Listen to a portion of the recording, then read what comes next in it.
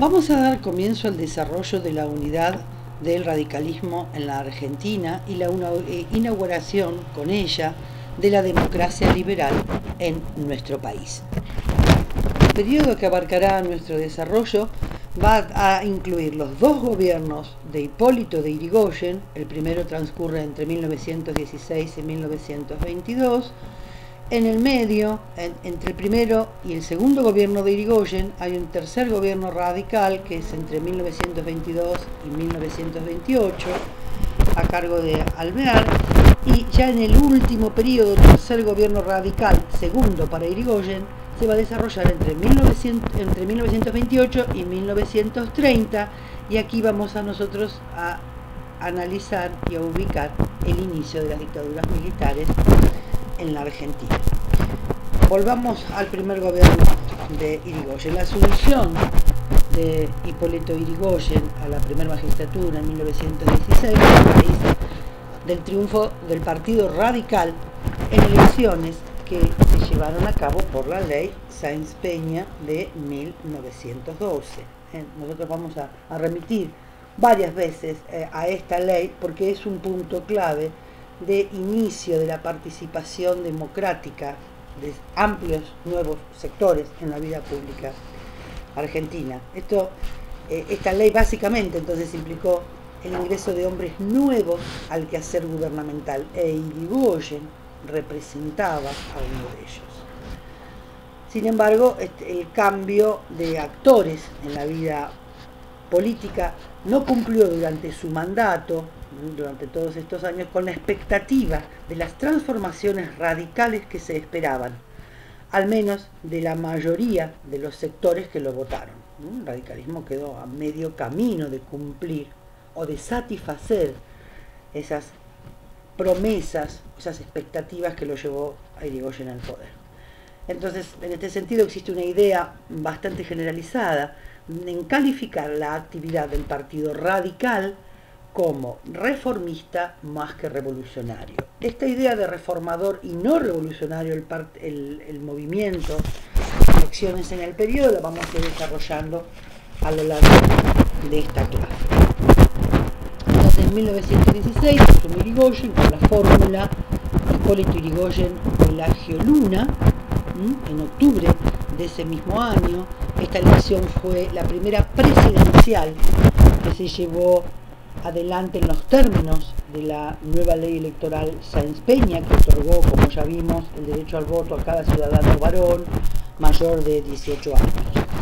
La implementación, la puesta en práctica de lo sancionado en esta ley, ¿sí?, dio como resultado transformaciones políticas que a su vez eran el fruto de reclamos de participación política, de la ampliación de la cantidad de ciudadanos, de tener nuevos actores, también producto de la sociedad de masas que se fue conformando a medida que llegaban oleadas de inmigrantes al país, y que sus hijos, en otra generación ya los nacidos en el país, que ya eran ciudadanos, exigieron nuevas formas de participación política, lo que ponía en jaque y cuestión a la forma de llevar adelante la política en términos conservadores y de reserva de privilegios y cargos que la oligarquía, ¿sí?, ejercía. Bueno, todos estos nuevos reclamos y movimientos de fines de siglo había dado como resultado, entre otros, la creación de nuevos partidos políticos. Nosotros vimos eso en la unidad anterior, sobre el final de la unidad anterior. Uno de los principales partidos políticos que se dio lugar y ahora llega al ejercicio de el gobierno fue el Partido Radical. Bien, entonces, una de las características principales que tenemos que tener en cuenta antes de seguir adelante es que el radicalismo estuvo fuertemente influenciado por el espiritualismo antipositivista. Estas dos categorías que comienzan a expresarse en la crisis de 1890 nos van a acompañar para entender la orientación filosófica, ¿sí?, tanto del radicalismo como luego de la década del 30, y vamos a concluir en el peronismo, y que va a estar signada por el antipositivismo y el espiritualismo como reacción que lo conlleva. al inaugurarse una nueva forma de gobierno, que es la democracia liberal, que va a llevar adelante la restauración del ejercicio de la ciudadanía en los términos de la Constitución, que es la que hay que restaurar, van a expresar una clara y abierta oposición a la oligarquía gobernante y a la ideología liberal.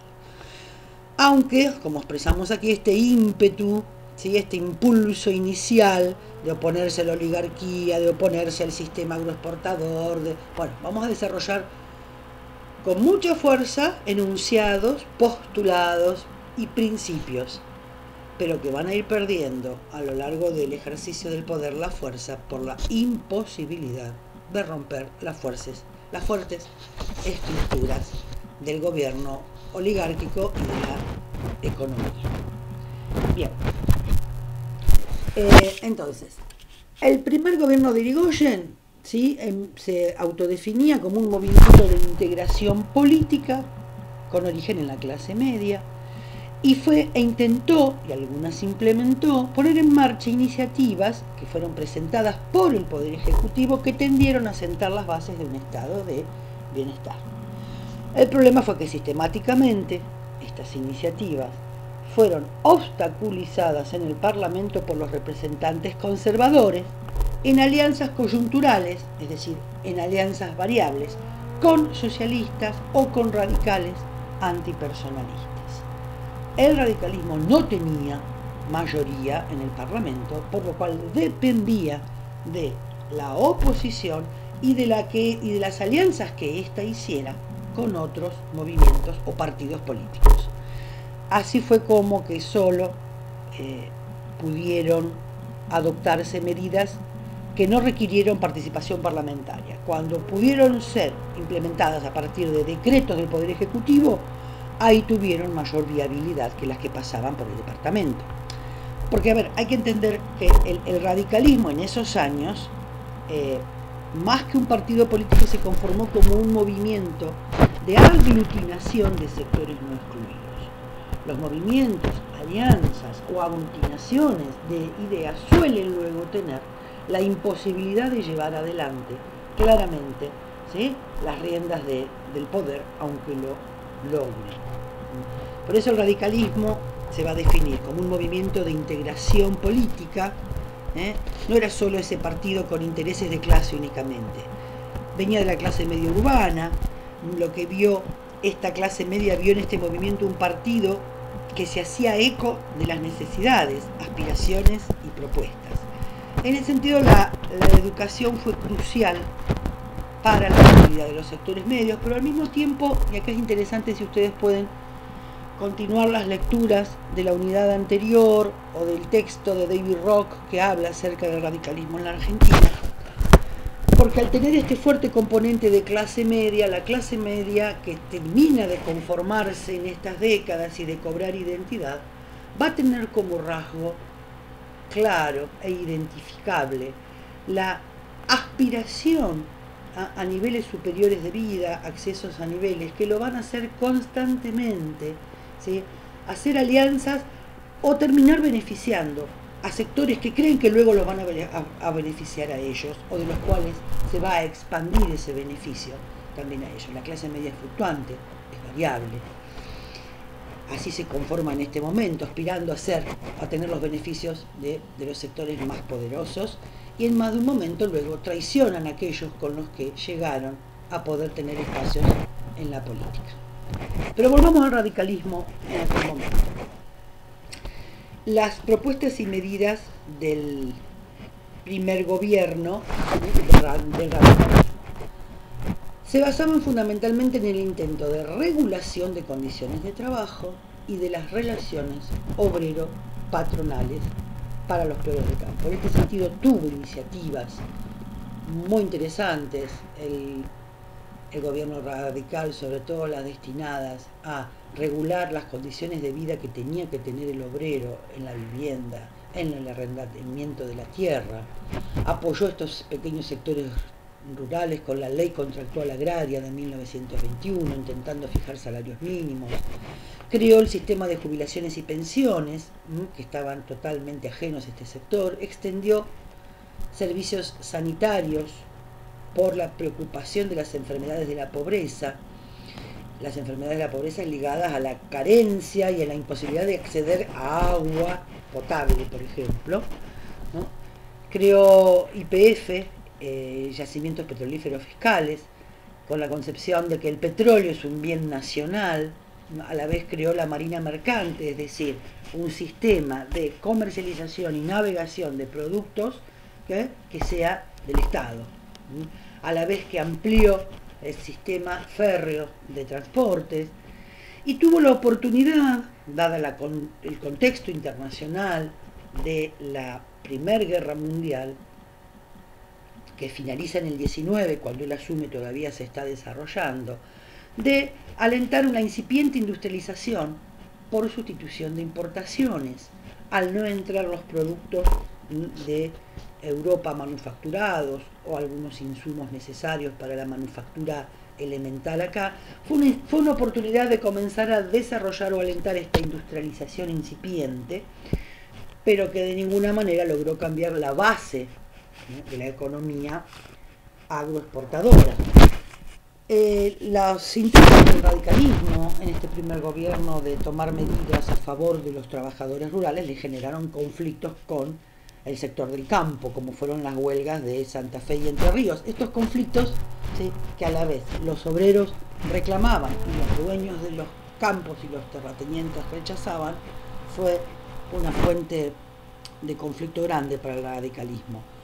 Porque el radicalismo enfrentaba débilmente a la burguesía ganadera y comercial, no tocaba las fuentes de poder de esta burguesía, y en los momentos de crisis, en los momentos de mayor algidez, ¿sí?, de enfrentamiento, terminaba descargando su poder sobre los sectores populares, los que quedaban fuertemente pues castigados o reprimidos, ¿no?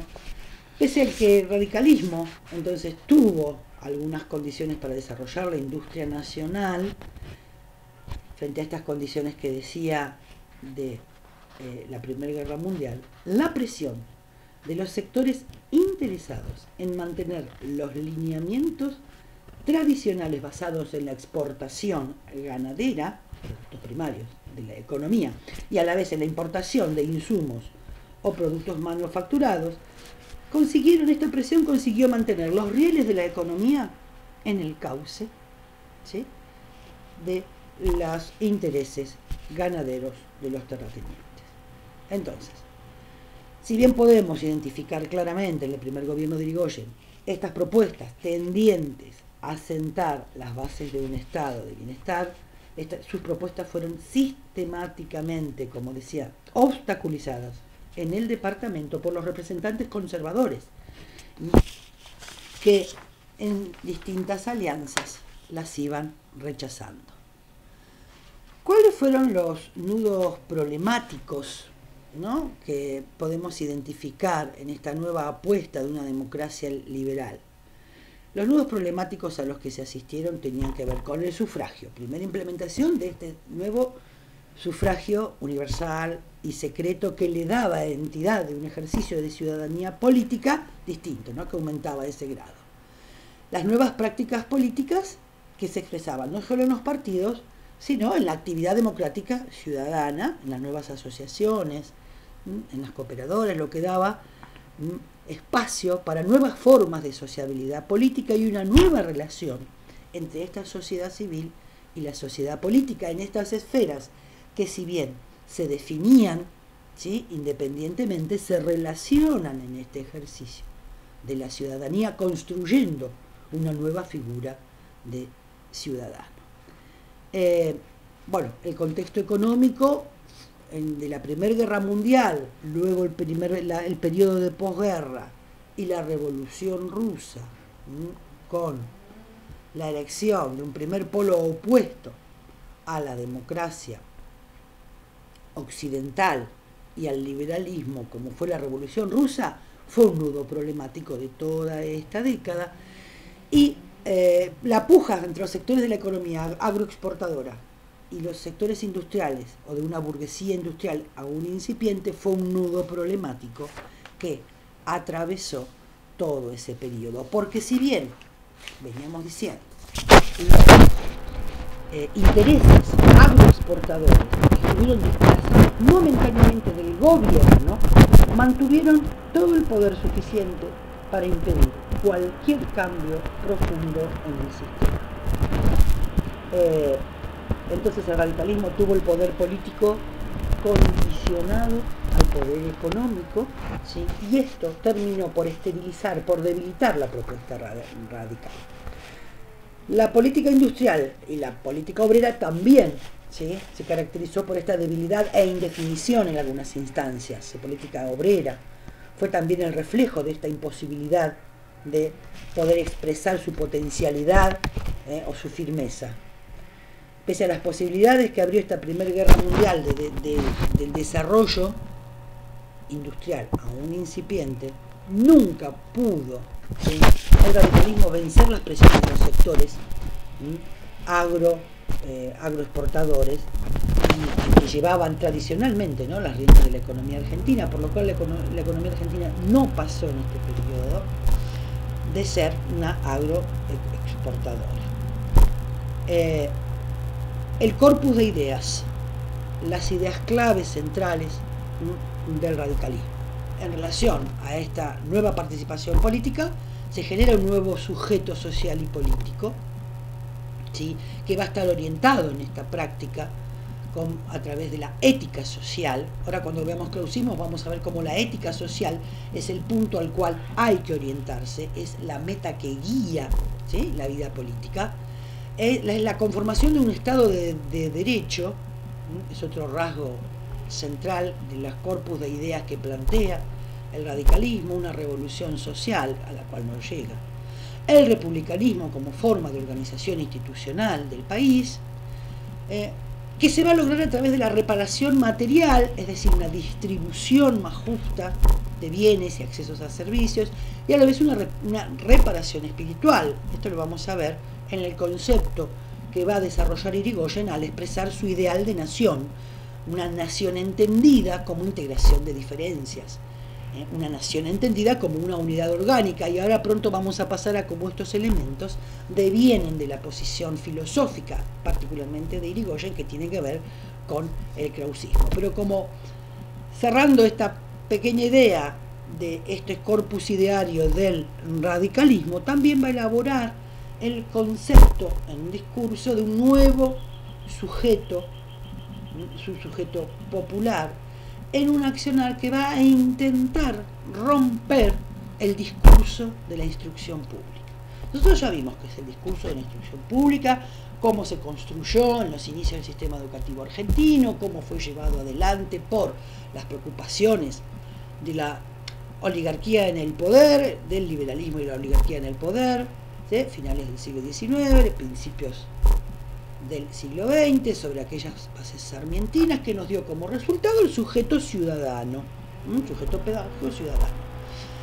La intención del radicalismo, la concepción del radicalismo era la construcción de un sujeto popular en base a sus ideales democráticos e integradores, por lo cual Adriana Puigros desarrolla, ¿sí?, la idea de que el radicalismo tuvo, ¿sí?, o se expresó en un intento de ruptura del discurso de la instrucción pública y del cambio del sujeto ciudadano por un sujeto popular.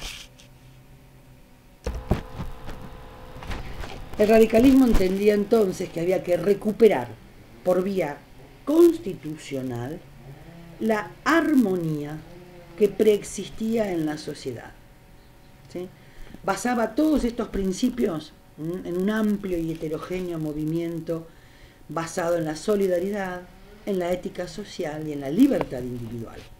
Estas dimensiones tienen que ver con las ideas republicanas del radicalismo, que van a hacer hincapié en los conceptos de revolución, sufragio, virtud cívica, humanismo cívico, libertad, y libertad política y civil, igualdad ciudadano y ciudadanía. Bien, la idea de nación en Irigoyen es un concepto de nación distinto al de la oligarquía. Para Irigoyen, la nación se asimilaba a la categoría de pueblo inclusivo, que tenía distintas personalidades, las incluía y diferencias, pero que compartían el bien común. ¿Sí? El bien común es una idea propia de estas ideas de las décadas del 20, del 30, las que están iniciando o intentando sentar las bases de lo que luego va a querer ser un estado de bienestar. Pero la nación entonces se entendía como un conjunto de personas irreductibles entre sí, porque seguían siendo individuos, pero que compartían tradiciones e innovaciones orientadas hacia la realización de una unidad orgánica.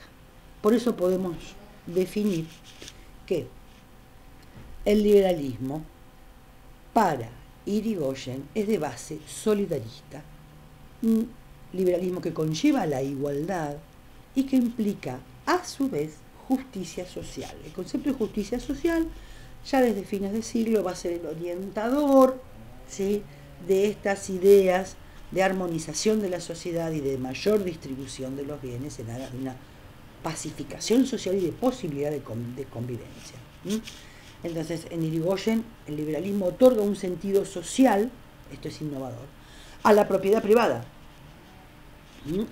Esto deviene también de las encíclicas papales, Rerum Novarum, tiene que haber algo que no deje a tanta cantidad de personas sin la posibilidad mínima de sobrevivir. Entonces le otorga a la propiedad privada un sentido social, aunque no deja, y acá viene la contradicción, no deja de considerarla un derecho natural, porque si bien no se cuestionan en esto de la propiedad privada, no se cuestionan los fundamentos jurídicos del naturalismo de la propiedad privada, desde esta perspectiva filosófica se coloca a la propiedad privada en una órbita más social, para que genere riqueza la propiedad privada, pero que ésta se distribuya. Es decir, la propiedad privada debe ser explotada, según esta posición, en beneficio de la sociedad. Esta idea nos explica Biagini en un texto que compartimos con la cátedra.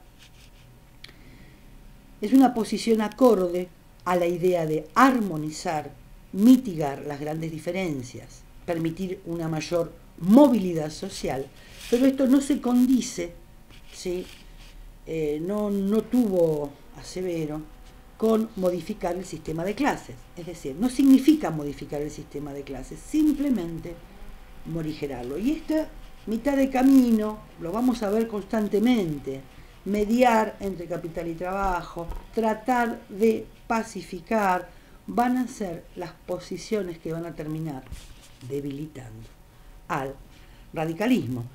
Pero puede comprenderse entonces la importancia de esta concepción para el momento y de la idea que va a defender de una humanidad universalmente integrada.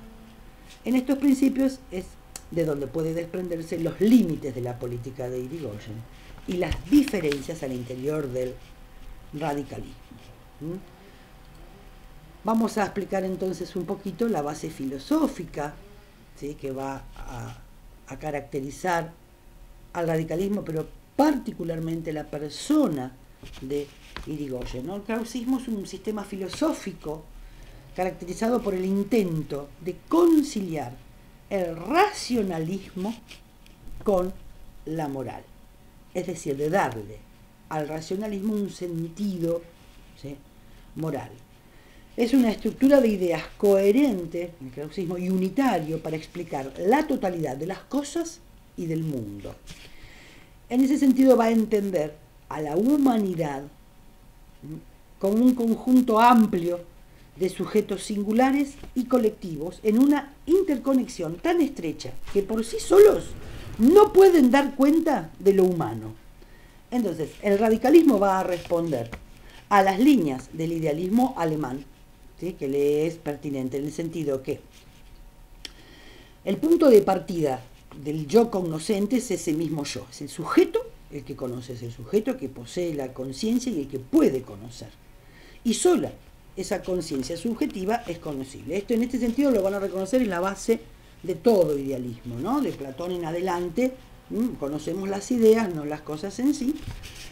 Y este yo es la conciencia subjetiva que conocemos esta idea de las cosas, no las cosas desde sí, pero es un idealismo racionalista.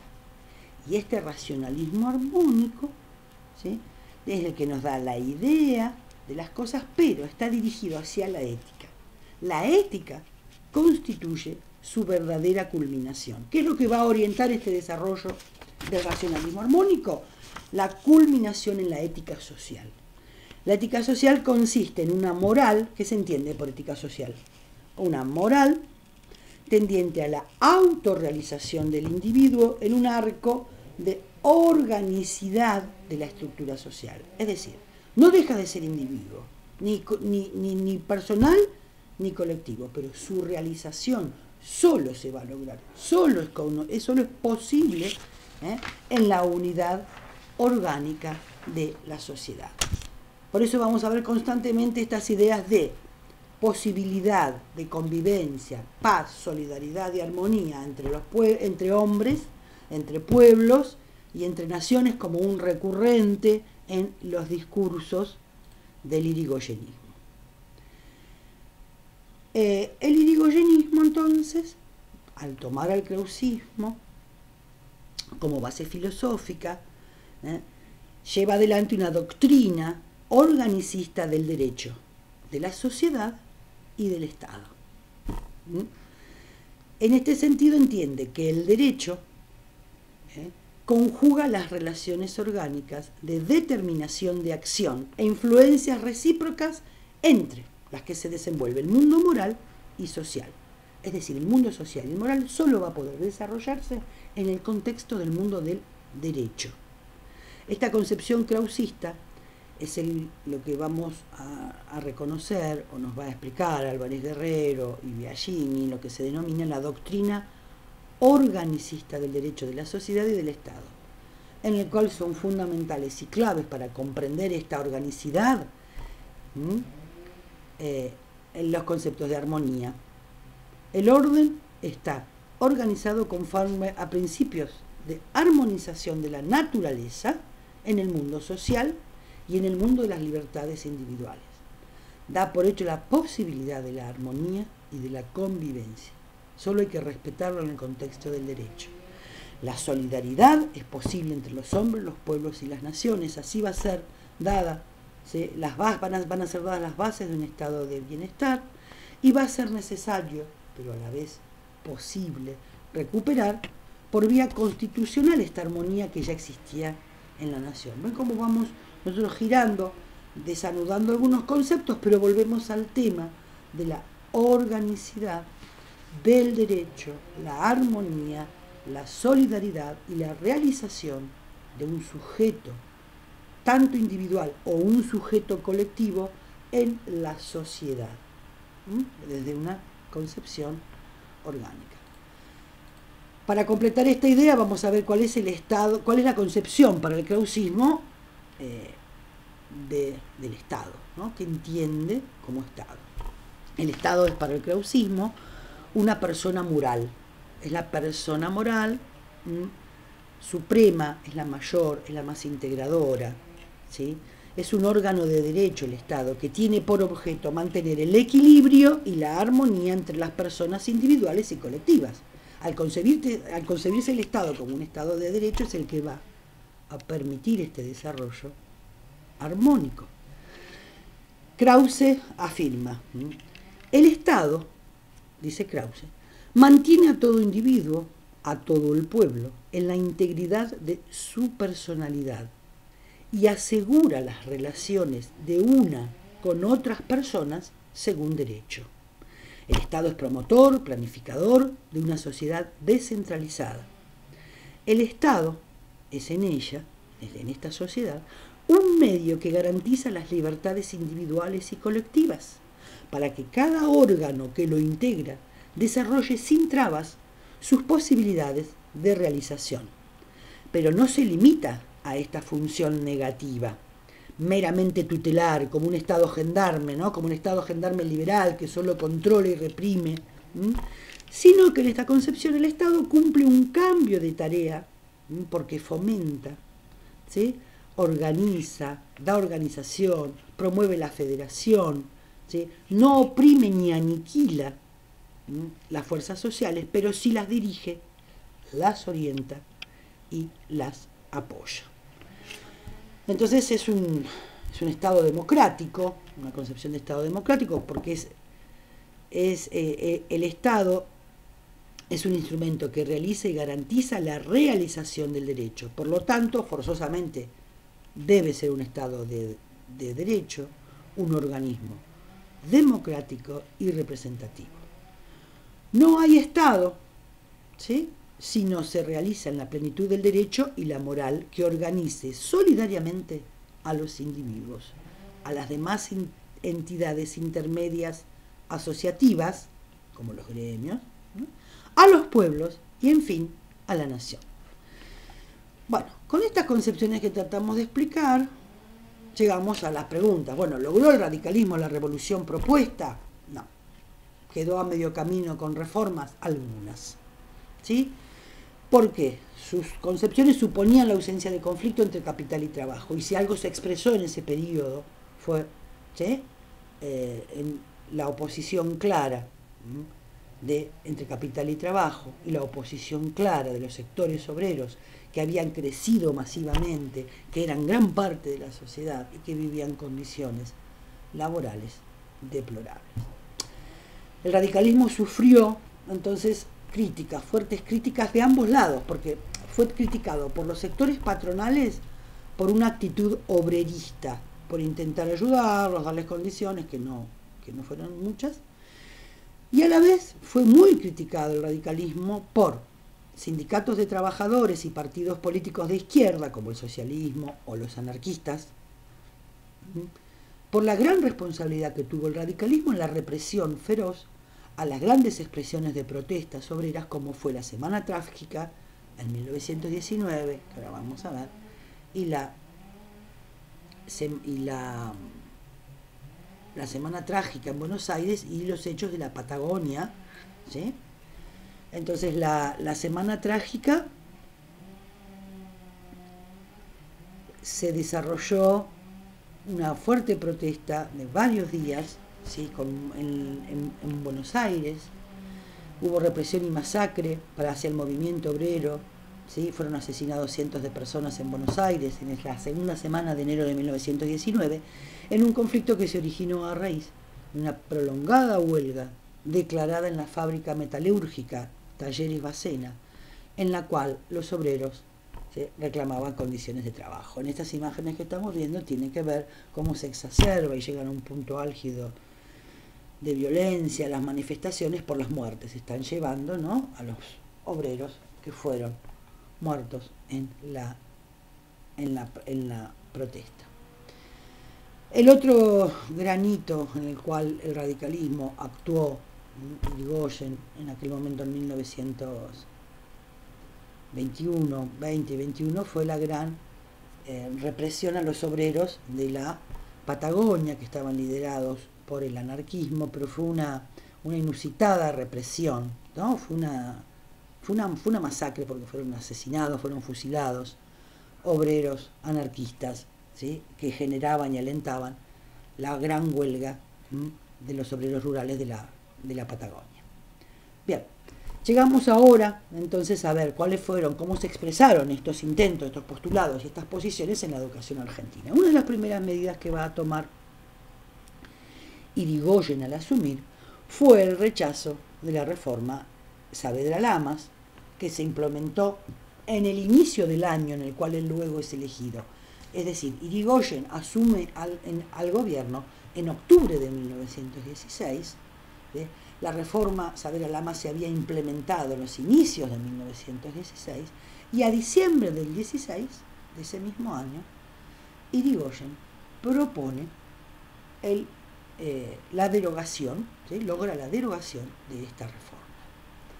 Los análisis de por qué Irigoyen deroga la reforma Saavedra-Lamas son desarrollados como principal hipótesis que ustedes tienen en el texto por Tedesco, cuando afirma que Irigoyen entendía que la reforma Saavedra-Lamas era un desvío, ¿sí?, de los sectores medios hacia orientaciones educativas ligadas al trabajo y a lo práctico, y que dejaba para los sectores tradicionales, los más pudientes, la formación humanística, universitaria, ¿sí? Entonces, Irigoyen como expresión que él representaba de la clase media que lo había llevado al poder, iba a llevar adelante una medida esperada por la clase media. Esa interpretación es la de Tedesco. La complejización de los factores que hacían limitada la reforma Saavedra-Lama, que tuvo sus críticas, pero que tuvo también fuertes defensores, la va a desarrollar Adriana Puigros en el texto. En su texto, que nosotros le damos de Escuela, Democracia y Orden, va a decir que fue una seria reforma, la reforma Saavedra-Lama, ya la trabajamos nosotros cuando se propuso en la unidad anterior, que tuvo fuertes detractores, pero que a la vez también tuvo defensores que rescataron al que desarrolló los fundamentos psicológicos, Víctor Mercante, de la reforma Saavedra-Lama. Bien, fue un periodo que no hubo grandes cambios, sí hubo una ampliación, ¿sí?, de las instituciones, en cantidad de las instituciones tradicionales ya creadas, y a la vez se expandió en este periodo, ¿sí?, la cantidad de escuelas de artes y oficios. En la Argentina las escuelas de artes y oficios surgieron en forma aislada a partir ya de 1909, en el contexto de una serie de propuestas de reformas que inicialmente en aquel periodo no prosperaron, tendientes a fortalecer orientaciones y contenidos prácticos y técnicos. Es decir, fueron estos intentos de relacionar la instrucción, la educación al trabajo. Los nacientes establecimientos de estas primeras escuelas estaban dirigidos a los hijos de obreros y a la población urbana y semiurbana, vinculándose así a los gremios artesanales. Algunos tuvieron origen a partir de iniciativas de los gremios, ¿sí? Más que, esta era una relación más fuerte a los gremios, pero fue esta más que una sociedad moderna e industrial. Esta diferenciación va a ser constantemente argumentada. La Escuela de Artes y Oficios formaba obreros, formaba oficios prácticos. El desarrollo de la enseñanza técnica iba a apuntar a formar técnicos en relación a una industria. Esa diferenciación se va a mantener hasta el peronismo. Las escuelas de artes y oficios exigían para su ingreso haber aprobado, ¿sí?, el 4º grado del ciclo primario. Recuerden que a esta altura el ciclo primario todavía era de 6 años, según lo había establecido la ley 1420. En la Escuela de Artes y Oficios se brindaban cursos de 4 años de duración que tenían como orientación mecánica, herrería, carpintería o algunos otros de importancia regional, según las economías de cada región. El formato de la escuela fue creciendo lentamente en los márgenes del sistema educativo, no estuvo claramente integrado, ¿sí? Junto con las escuelas de artes y oficios también fueron, ¿sí?, desarrollándose las escuelas industriales de la nación. Pero hubo que esperar hasta 1944, el preperonismo, cuando la dictadura de 1943 y luego las reformas que llevó adelante Perón llevaron a cabo la industrialización y la institucionalización de la educación, y todos estos antecedentes e iniciativas fueron organizadamente articulados. Otras instituciones del periodo, que fueron las escuelas complementarias, que tenían que ver con la educación de adultos, en la cual también se incluía enseñanza de oficios, y estaba destinada a satisfacer las demandas de sectores bajos y proletarios. En la década del 20 llegaron aproximadamente a crearse 50 escuelas solo en la capital, de estas escuelas complementarias. No estaban relacionadas ni a la industria ni al agro, tenían que ver con oficios urbanos artesanales. Y luego tenemos en este periodo también creaciones de asociaciones civiles y centros institucionales, ¿no?, que fueron creando instituciones para la protección aliento, educación de la infancia. Se crearon una pluralidad de asociaciones, sociedades dedicadas a la niñez en la Argentina, tanto por iniciativa, algunas de ellas de sectores ligados a la oligarquía liberal, ¿sí?, o a la oligarquía liberal católica particularmente, con la concepción de la beneficencia, pero también, ¿sí?, algunas ligadas al gobierno, como fueron el aliento a las bibliotecas populares, ¿sí?, otras creadas por colectividades de inmigrantes, particularmente italianos, que crearon mucha variedad de escuelas, ¿sí?, las escuelas Dante Alighieri fueron muy populares en este periodo, escuelas creadas por la militancia anarquista y socialista.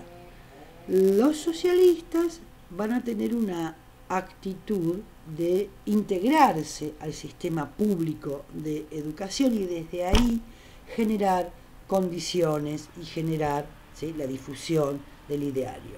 En cambio, los anarquistas asumieron un rol crítico frente al papel del Estado, ¿sí?, en la difusión de la cultura y tomaron distancia del sistema de instrucción pública tradicional y crearon sus propias escuelas y sus espacios para proyectar la educación racional y estaban totalmente en contra de proyectos educativos estatales o religiosos, ¿no? Eso es muy propio del anarquismo.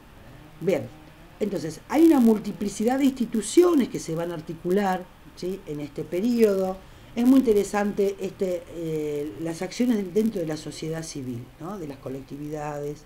Era muy común las asociaciones barriales, las sociedades de fomento, cuyo objetivo era divulgar la cultura, promover, ¿sí?, los hábitos culturales. Entonces en las asociaciones de barrio, en las sociedades de fomento, se creaban bibliotecas, se organizaban conferencias, que era un modo cultural, era un modo propio de la época de la difusión y promoción de la cultura del pueblo, ¿sí? Se invitaba a personalidades, desarrollaban una charla, conferencias.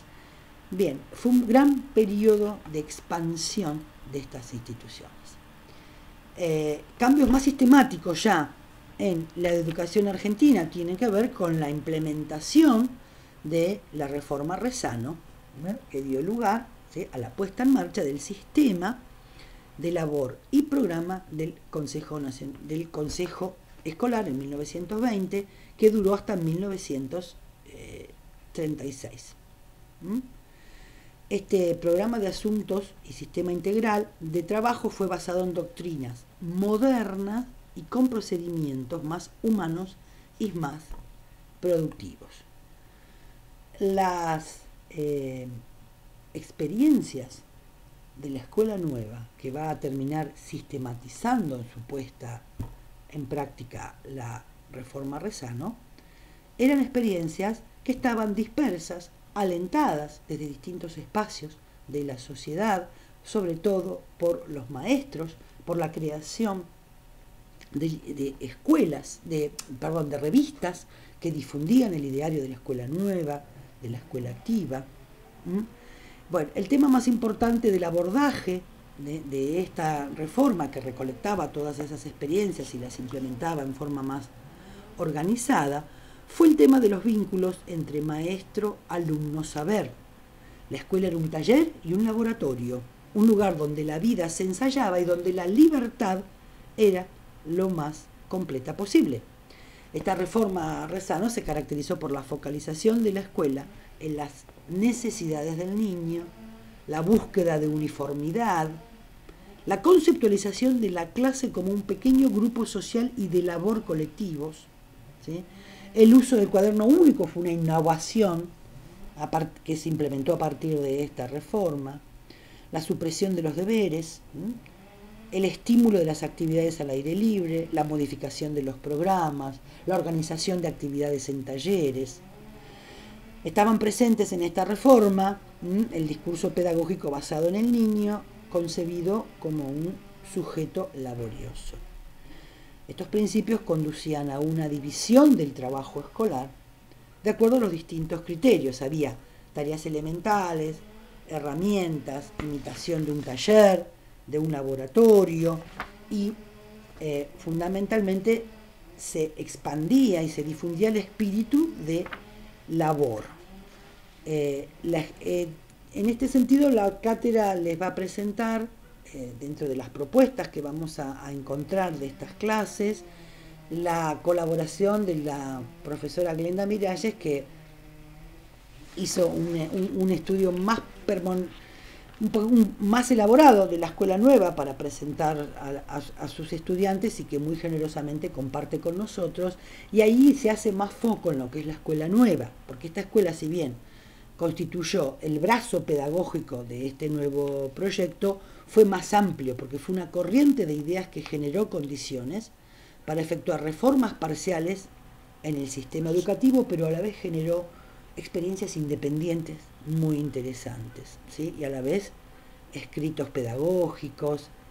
Bueno, vean el video, la videoclase de la profesora Glenda, y ahí va a estar más desarrollado. Otro tipo de escuelas fueron las escuelas de nuevo tipo. Estas fueron muy criticadas y rechazadas. Estaba pensada para niños de 6 a 8 años, para formarlos en forma temprana, ¿sí?, en oficios artesanales, rurales y urbanos. La idea que se difundía era educar al hijo del país, estimulando hábitos, oficios y actividades que pudieran desarrollarse en él. El Monitor, que era la revista oficial del Consejo Nacional de Educación, las alentaba como valiosas. Sin embargo, la revista creada en 1920, que difundía fundamentalmente el ideario de la escuela nueva, esta revista rechazaba la experiencia y sostenía que a esa edad al niño le correspondía ir a una escuela primaria común y recibir una educación integral, ¿sí? Entonces, que no podía el niño en ese momento, ¿sí?, comenzar a formarse en las demandas de la relación de la capacitación técnico-profesional, que era una etapa aún muy pequeña y que era su infancia. Tiene mucha importancia, algunas ya se las expliqué recién, las instituciones que surgieron en el tercer Congreso de Sociedades Populares de Educación, estos congresos se desarrollaron entre 1909 y 1931. Eran tal la cantidad e importancia al interior de la sociedad civil, que en la realización de estos congresos volvían a reunirse, expresaban sus propósitos, sus fines, tenían una gran inserción en la sociedad. Y algo a destacar dentro del radicalismo fue el plan de los 5.000 millones. El plan de los 5.000 millones fue una propuesta del Poder Ejecutivo, es decir, de Irigoyen, que lleva al Congreso de destinar 5.000 millones para, ¿sí?, mejorar distintas condiciones, aliento, la educación, al bienestar. 1.000 millones debían estar destinados a la educación de los campesinos, para su promoción cultural y alfabetización. Si bien el sentido de este programa no rompía totalmente con los moldes tradicionales, difería de la propuesta tradicional en la visión, ¿sí?, de un nacionalismo popular antioligárquico, porque se trataba además de una propuesta educativa íntimamente ligada a otros planes de desarrollo económico-social que comprendía el plan, tales como crédito agropecuario, tecnificación del campo, ¿sí?, aleación de la producción agropecuaria con el desarrollo industrial, es decir, relación con. Era necesario que 500.000 de jóvenes que no recibían enseñanza fueran capacitados para participar de la construcción material y espiritual de una nueva república. Bien, entonces, otra cuestión, este plan de los 5.000 millones, fue el gobierno intentó luchar contra el analfabetismo, que era un mal que se mantenía en unos porcentajes muy amplios. Íñigo Carreras afirma que el radicalismo logró disminuir en 6 años de gobierno el analfabetismo que tenía la población en edad escolar de un 20% al 4%.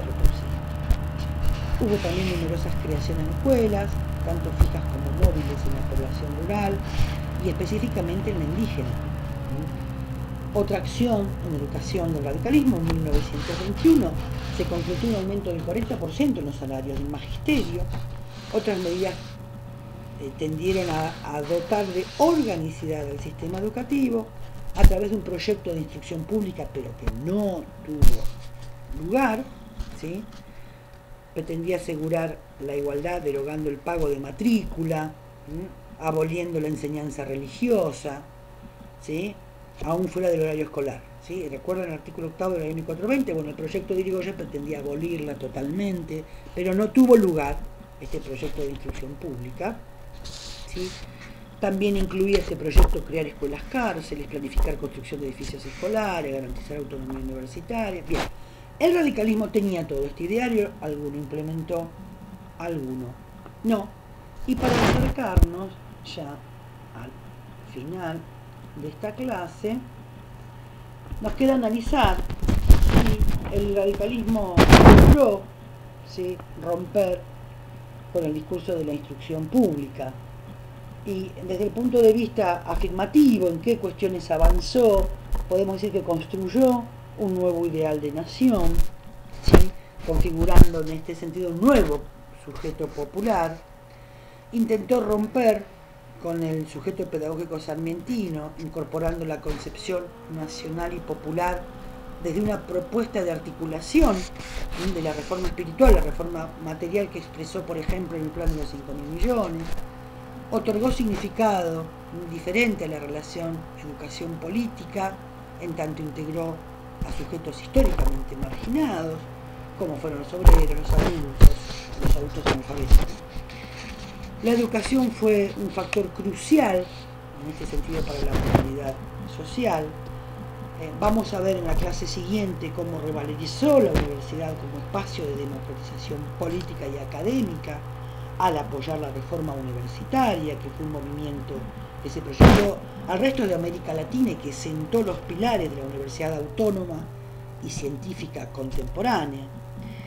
En sus gobiernos se llevaron adelante experiencias como la Escuela Nueva, ¿sí?, alentadas desde una política estatal, así como el trabajo de maestros innovadores que tuvieron lugar en su gobierno. El irigoyenismo conformó un sujeto popular, y no se trataba en este sentido de homogeneizar a la población en torno a valores oligárquicos liberales, sino de fusionar sectores oprimidos contra los valores y en torno a otros que pudieran proyectar un país democrático. Era indispensable para este irigoyenismo, para vincular unidad e igualdad.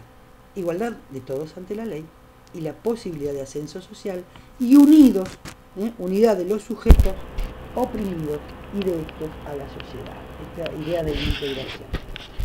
Entonces, para Adriana Puiggrosser, en el análisis que ella hace, ¿sí?, de los gobiernos radicales y particularmente la figura de Irigoyen, afirma que hubo una complementariedad entre radicalismo y democracia, ¿sí?, que hubo elementos que pueden darse, que el radicalismo alentó a través de sus posiciones reformistas, aunque no revolucionarias, a la democracia. Podría decirse entonces que la tarea pedagógica más importante que radicó el irigoyenismo tuvo que ver con... Retomo para finalizar entonces que la tarea más importante que realizó el irigoyenismo fue estimular la transformación de las concepciones, la fusión político-cultural, la transformación de las capacidades en dirección a una profunda reforma social. En este sentido, abrió las puertas laterales para la educación de las capas más pobres, aunque no pudo superar la escuela sarmentina.